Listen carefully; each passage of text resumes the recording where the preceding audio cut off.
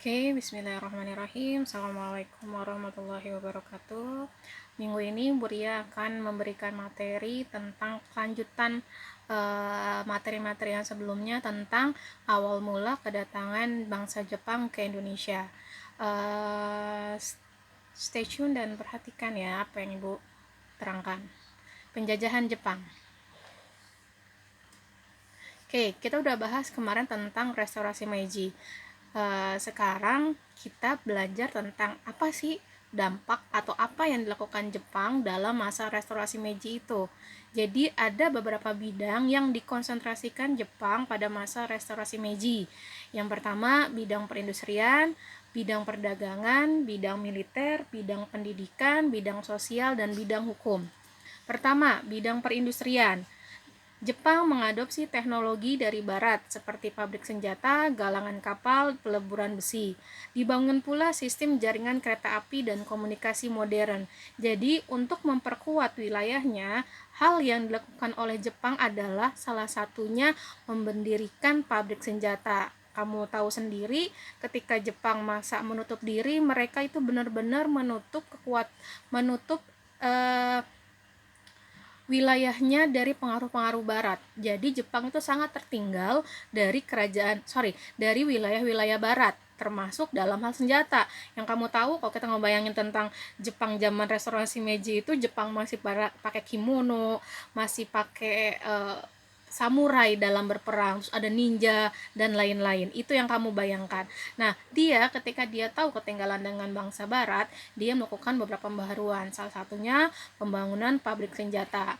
Terus dibangun pula sistem jaringan kereta api. Makanya nggak kaget kalau sekarang Jepang itu sistem kereta apinya salah satu yang paling modern di dunia.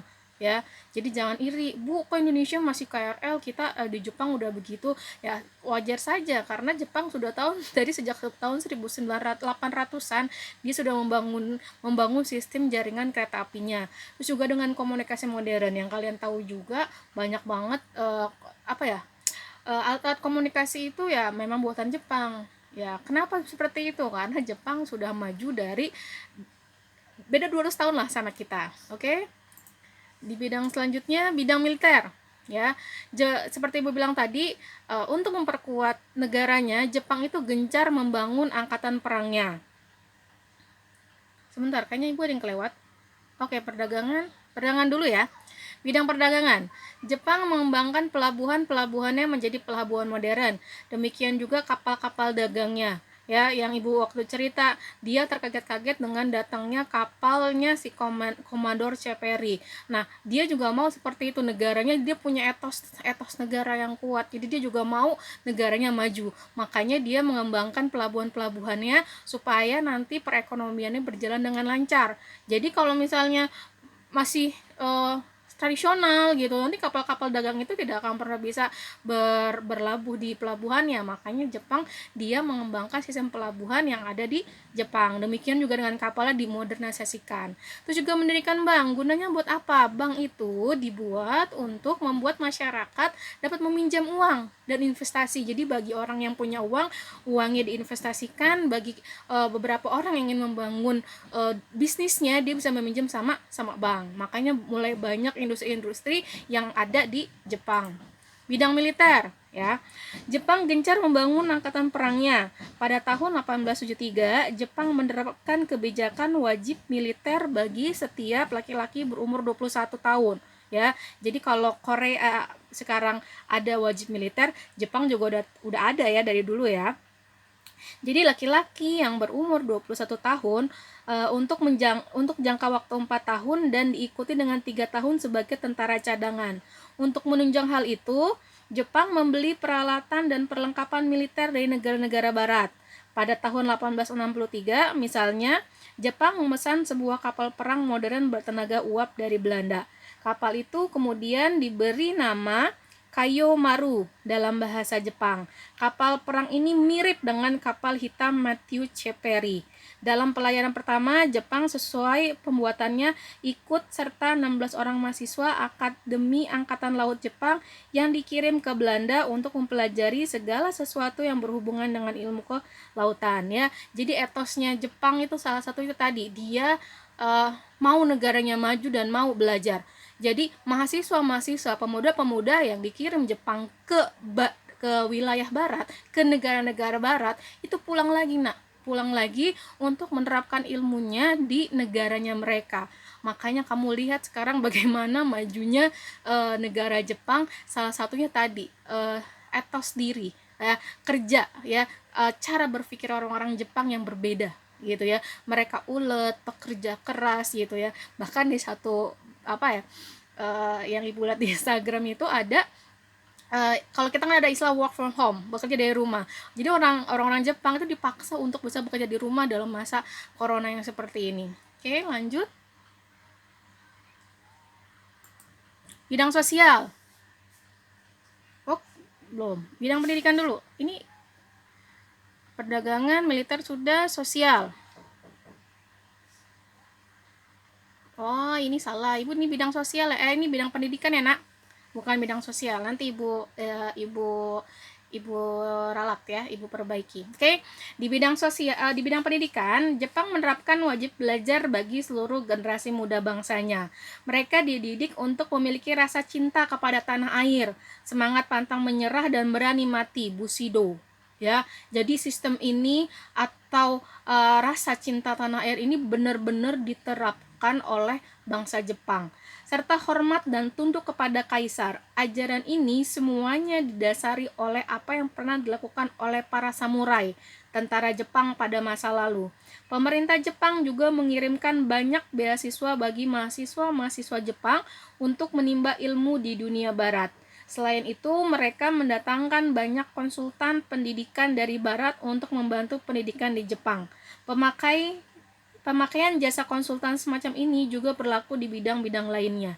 Jadi, untuk mengejar ketertinggalannya, selain mengirim para pemudanya ke luar negeri untuk belajar, mereka juga mendatangkan para guru untuk mengajarkan yang ada di Jepangnya sendiri.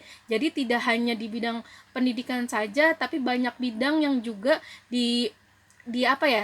dimodernisasikan atau dimajukan oleh bangsa Jepang itu. Jadi benar-benar dari yang tertutup selama 200 tahun, Jepang ingin mengejar ketertinggalannya itu segera. Makanya dengan cara tadi salah satunya mendatangkan para konsultan dari bangsa barat.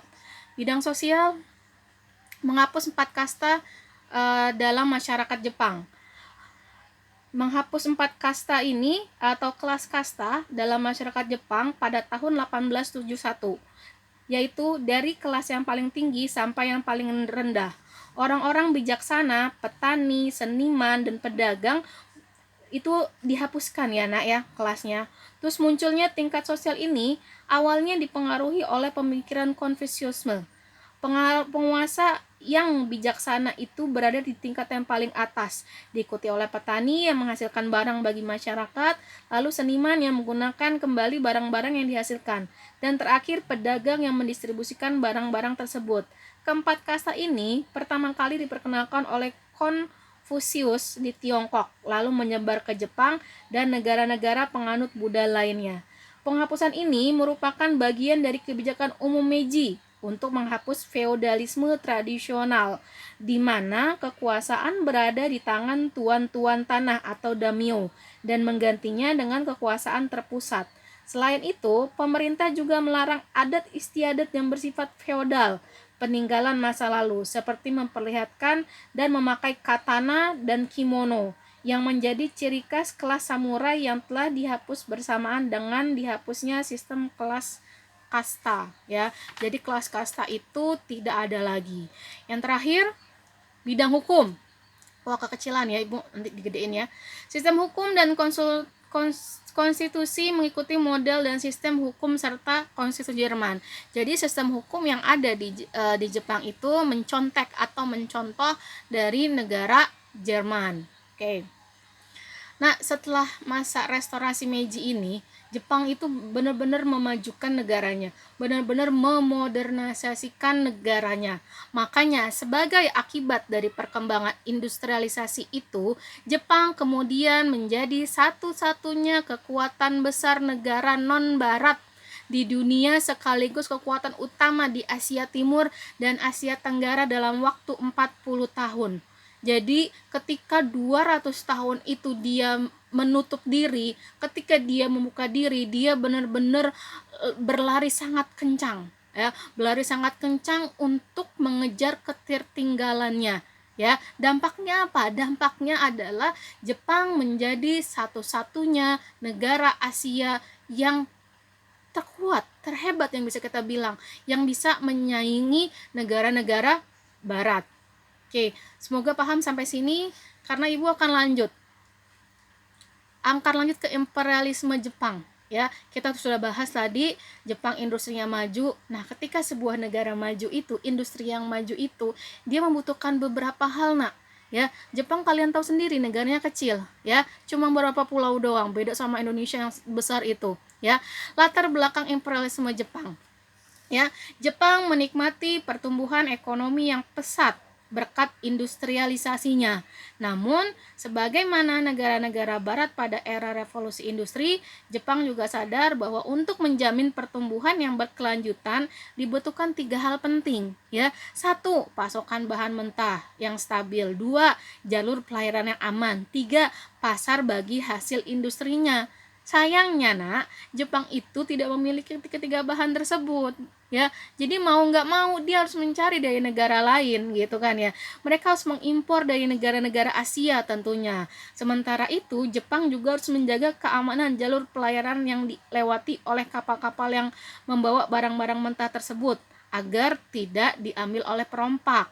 Jika hasil industrinya sudah sampai ke pasaran, hal tersebut akan menghambat perekonomian.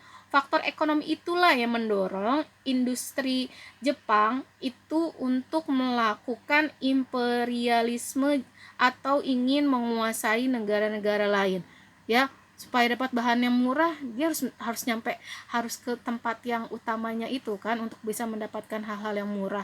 Terus jalur pelayanan aman. Jadi kalau kalau kan dulu belum ada kapal ini ya, pesawat terbang ya, baru ada kapal laut. Nah, kalau ketika membawa kapal laut membawa bahan-bahan itu, ketika di tengah-tengah jalan ada perompak atau ada perampok yang ingin mengambil, itu juga merugikan. Makanya mereka harus mempunyai jalur pelayanan yang aman. Nah, ketika sudah ada bahan, sudah ada pabrik, sudah dihasilkan barang-barangnya, butuh apa? Butuh wilayah, butuh pasar, butuh orang yang untuk membeli hasil-hasil dari industrinya aja Jepang. Makanya nanti hasil-hasil itu diekspor ke negara-negara lain. Nah, itu juga berhubungan lagi dengan jalur pelayaran yang aman agar hasil-hasil industrinya itu tidak diambil oleh perompak atau perampok ya yang ada di lautan sana. Oke. Semoga sampai sini paham ya. Jadi karena dia butuh bahan mentah, butuh pasar bagi hasil industrinya, mau nggak mau dia harus mencari wilayah lain. Bagaimana cara dia mencari wilayah lain untuk bahan pasar hasil industrinya? Dia harus menguasai negara-negara di luar Jepang, ya. Nanti hal ini yang memicu, oke. Ini tadi sudah ya. Oke, dalam waktu tujuan utama dalam imperialisme itu menjamin kesinambungan pasokan bahan baku dan pasar. Untuk mencapai tujuan itu, Jepang memperkuat angkatan bersenjatanya. Dalam waktu singkat, militer Jepang berhasil diperkuat hingga menyamai militer barat. Sejak 1894, Jepang membangun imperium yang luas, kerajaan ya nak, atau wilayah yang luas, yaitu antara Taiwan, Korea, Manchuria, dan Tiongkok bagian utara. Pada tahun 1894, Jepang terlibat perang dengan Tiongkok. Nah, tolong perhatikan dengan yang apa Ibu jelaskan pada saat ini, yang sekarang ini, karena agak-agak panjang dan mungkin nanti butuh beberapa kali kamu mendengarkannya ya. Pada tahun 1894 sampai 1895, Jepang terlibat perang dengan Tiongkok yang dikenal dengan Perang Sino-Jepang pertama.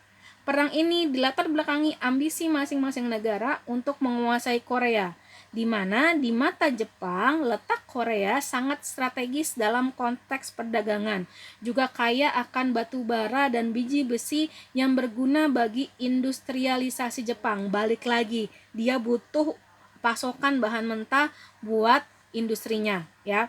Terus atas dasar itu, berdasarkan perjanjian Jepang-Korea tahun 1876, Jepang berhasil memaksa Korea untuk dua hal. Korea membuka hubungan dagang dengan Jepang dan Korea melepaskan diri dari status sebagai negara bawahan Tiongkok. Ya, pada tahun 1884, Jepang melalui orang-orang Korea pro-Jepang melancarkan upaya kudeta terhadap penguasa Korea yang pro-Tiongkok. Intinya nanti Jepang menang dalam perang dan membentuk pemerintahan boneka bentukan Jepang di Seoul. Jadi intinya Korea berhasil dikuasai oleh Jepang, ya. Jepang menang dalam perang dan membentuk pemerintahan boneka bentukan Jepang di Seoul. Perang berakhir dengan perjanjian Shimonoseki tahun 1895 antara Jepang dan Tiongkok, di mana sebagian semenanjung Liaodong dan Taiwan diserahkan ke Jepang serta Tiongkok mengakui kemerdekaan Korea. Rusia, Jerman, dan Prancis yang semula menduduki semenanjung Liaodong atas perjanjian kerjasama dengan Tiongkok terpaksa mundur, menganggap perjanjian Shimonoseki tidak sah. Rusia menduduki kembali semenanjung yang strategis ini. Rusia mendirikan benteng Port Arthur, Luzon Port, di ujung selatan semenanjung dan menjadikan pangkalan angkatan lautnya di Pasifik. Jadi setelah Tiongkok kalah dengan Jepang, mereka mengadakan perjanjian sebagaimana orang perang, ya, yang kalah nanti menyerahkan hasil atau menyerahkan wilayah kekuasaannya. Nah, Tiongkok yang menguasai semenanjung Liaodong itu harus menyerahkannya kepada Jepang. Nah, negara-negara yang tadinya diizinkan ada di semenanjung Liaodong itu disuruh pergi. Karena apa? Karena wilayah itu udah menjadi wilayah Jepang. Nah, salah satu negara yang menguasai semenanjung Liaodong itu adalah Rusia. Namun Rusia nggak mau. Dia menganggap perjanjian yang antara antara Jepang dan Tiongkok itu tidak sah. Makanya si Rusia itu tetap ada di semenanjung Liaodong itu. Nah, nanti hal ini yang memicu perang antara Rusia dan Jepang tahun 1905 dan dimenangkan oleh Jepang. Kemenangan Jepang ini adalah salah satu kemenangan yang istimewa bagi bangsa Asia. Kenapa? Karena selama ini bangsa Asia itu dijajah oleh bangsa Barat. Terus dengan Jepang mengalahkan Rusia, itu menganggap bahwa bangsa Asia bisa kok mengalahkan bangsa Barat dan memberikan semangat buat negara-negara yang dijajah oleh bangsa Barat untuk bisa memerdekakan diri. Salah satunya Indonesia. Makanya salah satu faktor luar yang mendorong kemerdekaan Indonesia adalah tadi kemenangan Jepang atas Rusia. Oke, ini yang udah menjadi titik berkembangnya wilayah-wilayah Jepang di beberapa negara, terutama Asia. Oke. Ketika Prancis menyerah terhadap pasukan Nazi Jerman sekitar tahun 1941, Jepang memanfaatkan dengan menginvasi wilayah jajahan Prancis di Indochina. Tahu kan Indochina apa aja? Ada Kamboja, Laos, dan Vietnam. Jadi si Jepang ini ingin melakukan perluasan wilayah. Jadi dia ingin menduduki wilayah-wilayah yang ada di Asia, termasuk Indonesia. Sayangnya apa coba? Wilayah yang ingin dikuasai sama Jepang itu sudah dikuasai dulu oleh bangsa-bangsa Barat. Mau nggak mau, ibaratnya kalau Jepang ingin menguasai wilayah itu, Jepang harus mengalahkan bangsa Barat yang sedang berkuasa di wilayah itu. Contohnya, Indonesia lagi dijajah sama siapa? Sama Belanda. Berarti Jepang harus mengusir Belanda dulu, gitu ya. Ibu mau bacain, tolong disimak ya. Pada saat bersamaan, Jepang menginvasi Rusia pada Juni 1941. Sebelumnya, pada akhir September 1940, Fakta kata Tripati menyatukan Jepang, Italia, dan Jerman dalam blok poros yang kelak akan bersama-sama melawan sekutu Amerika, Inggris, dan Prancis dalam Perang Dunia II. Meski tidak memiliki kepentingan di Indochina, sikap agresi Jepang ditentang oleh Amerika Serikat. Pada tahun 1941 Amerika Serikat ya memprakarsai dibentuknya persekutuan yang disebut dengan APDACOM, Amerika, British, Dutch, Australia Command, untuk menghadapi Jepang. Menyusul langkah tersebut, Presiden Amerika Roosevelt menerapkan embargo baja dan besi tua kepada Jepang yang diikuti dengan pembentukan semua aset Jepang. Selanjutnya, Amerika menerapkan embargo minyak bumi, suatu ancaman yang besar terhadap Jepang sebab industrinya sangat bergantung pada bahan dasar yang sangat penting ini. Pada waktu itu Jepang sangat bergantung pada minyak di Amerika, baik untuk menjalankan mesin-mesin industrinya maupun keperluan perang. Embargo minyak membuat Jepang seperti dihadapkan pada pilihan hidup atau mati. Jepang lalu memutuskan untuk menguasai sumber minyak baru di Asia Tenggara dan Asia Selatan. Ya, Jepang butuh minyaknya yang memberikan atau yang mensuplai itu Amerika, tapi diembargo sama Amerika karena Amerika nggak suka dengan imperialisme yang dilakukan oleh Jepang. Nah, ketika nggak dapat dari Amerika, Jepang berpikir, saya harus dapat dari mana? Makanya dia mencari wilayah baru, salah satunya di Asia Tenggara dan Asia Selatan. Sebagian dari wilayah itu merupakan daerah jajahan Hindia Belanda, termasuk Indonesia. Untuk itu, Jepang harus melewati kekuatan militer terbesar saat itu, yaitu Amerika Serikat di bawah APDACOM. Amerika bertanggung jawab melindungi kepentingan Hindia Belanda di Indonesia. Menyerang Hindia Belanda dianggap menyerang APDACOM. Di sisi lain, Amerika ingin embargo minyak itu mencapai tujuan, yaitu mundurnya Jepang dari wilayah-wilayah yang dikuasainya di Asia. Berarti Jepang harus terlebih dahulu melumpuhkan Amerika. Ingat bagaimana cara Jepang melumpuhkan Amerika? Ada yang tahu? Dengan menyerang pangkalan militernya yang ada di Pearl Harbor. Benar ya. Sasaran Amerika Serikat yang paling dekat di Asia adalah pangkalan Angkatan Laut Asia di Pasifik, tepatnya di Pearl Harbor, Hawaii. Maka secara mendadak tanpa ultimatum, Jepang menyerang Pearl Harbor pada 7 Desember 1941. Setelah menghancurkan Pearl Harbor, Jepang menduduki Filipina 10 Desember 1941, Burma pada 16 Desember tahun yang sama. Pada tanggal 11 Januari 1942, Jepang mendarat di Indonesia dan menguasai Kalimantan. Kemudian menyusul ke tempat pusat-pusat kekuasaan Belanda di Sumatera dan Jawa. Dari Jawa, Jepang menguasai seluruh wilayah dalam waktu singkat. Perang ini dilancarkan Jepang di Asia Tenggara, yaitu Samudra Pasifik, dikenal dengan nama Perang Asia Timur Raya atau Perang Pasifik. Ya, itu adalah awal kedatangan bangsa Jepang di Indonesia. Setelah tadi tanggal berapa? Tanggal 11 Januari 1942. Bukan lagunya Arman Maulana ya. 11 Januari, bukan yang itu. Oke, jadi pertama kali Jepang sampai di Indonesia adalah tanggal 11 Januari 1942 di Tarakan, Kalimantan. Ya, itu adalah awal dari penjajahan Jepang di Indonesia. Setelah itu, wilayah Indonesia dikuasai oleh Jepang dengan menyerahnya Belanda terhadap Jepang di Pulau Jawa.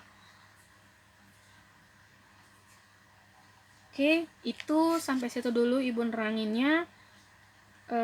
Jadi tadi ya, yang salah satu melatar belakangin kedatangan Jepang di Indonesia adalah butuhnya Jepang akan sumber daya alam yang dibutuhkan dalam industrinya Jepang. Karena tadi udah diembargo dulu sama Amerika, ya. Daripada dia nggak dapat dari mana-mana, dia harus mencari atau dia harus memikir dapat dari mana lagi saya, ya kan? Salah satunya tadi dari wilayah-wilayah Asia Tenggara atau Asia Selatan. Nah, untuk mencapai wilayah atau untuk menguasai wilayah Asia Tenggara, bagaimana caranya? Dia harus mengusir wilayah mengusir negara yang sedang menguasai bangsa tersebut. Indonesia lagi dikuasai oleh Belanda, makanya dia harus bisa mengalahkan Belanda. Oke, sampai sini dulu. Pekan depan Buria akan menjelaskan tentang kedatangan Jepang di Indonesia. Kalau ada yang nggak paham, boleh komen nanti di YouTube-nya ya. Nanti ini Ibu share di YouTube, nanti kamu bisa ambil dari situ, bisa tonton dari situ. Oke. Semoga memahami apa yang Ibu jelaskan. Selamat siang, jaga kesehatan, jangan kemana-mana dulu. Tetap semangat. Assalamualaikum warahmatullahi wabarakatuh.